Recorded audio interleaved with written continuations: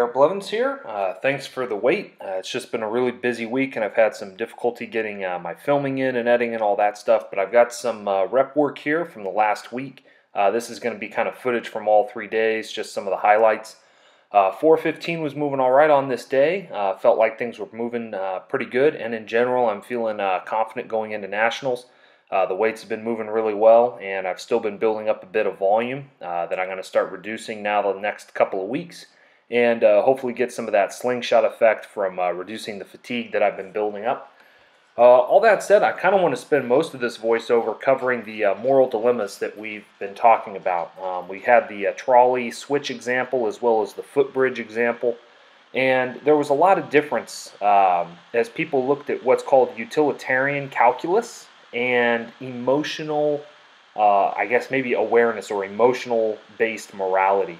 And what the issue there is in utilitarian calculus, you have to decide what the good is and then what action to do that will determine the greatest good. Now, for most people, saving life or maintaining the life of people is going to be the greatest good. And so whatever allows you to do that is the action that you take. Where that gets really iffy is when you actually have to murder somebody to save more people. And that's where a lot of the cognitive dissonance comes from. And there's actually different structures, different parts of the brain that get activated when you get asked these sorts of questions. A lot of the calculus, the determination, happens in the neocortex, kind of the front of your brain that does higher cognitive processing. On the flip side, you have the emotional-based reactions that are a little bit deeper. They're in structures that are closer kind of to your brainstem and probably more ancient. And it's why most people, especially when they have that, you have to push the very large individual off the footbridge to stop the train, that they will not do it. However, and I've asked a couple of people, I didn't put this question out there for you all, if your wife, if you're married, or your spouse, or your kid was one of the people on the tracks and you knew you could save them by diverting the track to something else, where maybe, let's say there's 10 or 15 people on that track, but you save your family by doing so, would you do it? And even some of the nicest people I've ever met will murder in cold blood a bunch of strangers to keep their family alive. And what this speaks to is probably kin selection. Without getting too in-depth on evolutionary processes, what this means is that those who share your genes the best or the most are the ones that the best survivors are hardwired to protect, because you perpetuate your own genes if you are wired in a way to maintain your gene pool or those closest to you. So whether or not you agree with evolution, there are some explanations for why this might be the case. It's also really interesting to ask the question, then, where does morality come from? What constitutes morality?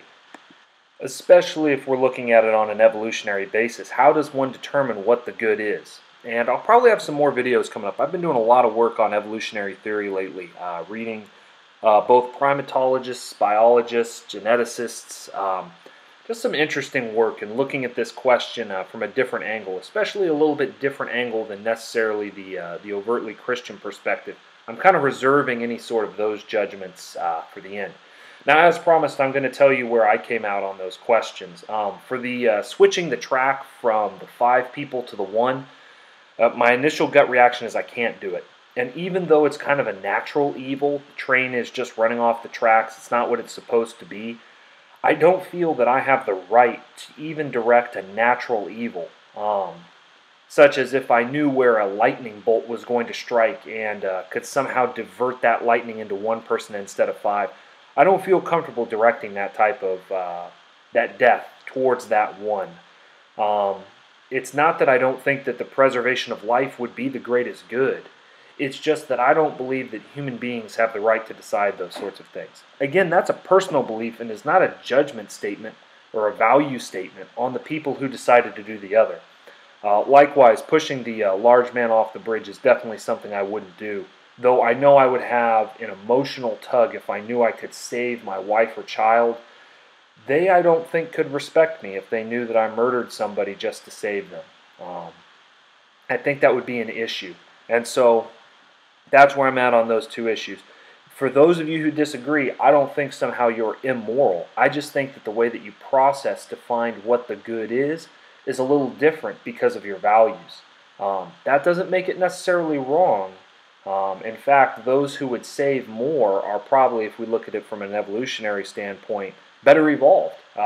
They're definitely fighting to keep the species alive more than I am.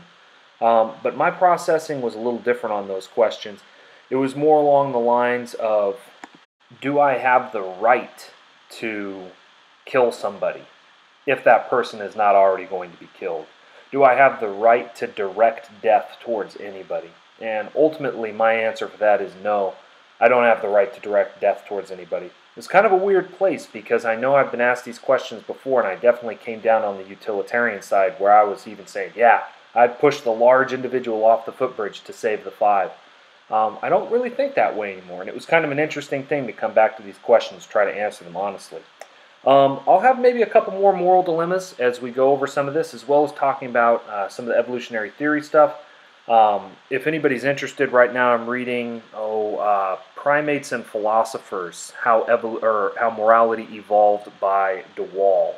And so it's been a really interesting read so far. It's kind of got one main writer and then some responses back and forth from some other people discussing morality on an evolutionary continuum. In any case, I hope wherever you're at, you all are doing well out there. Blessings.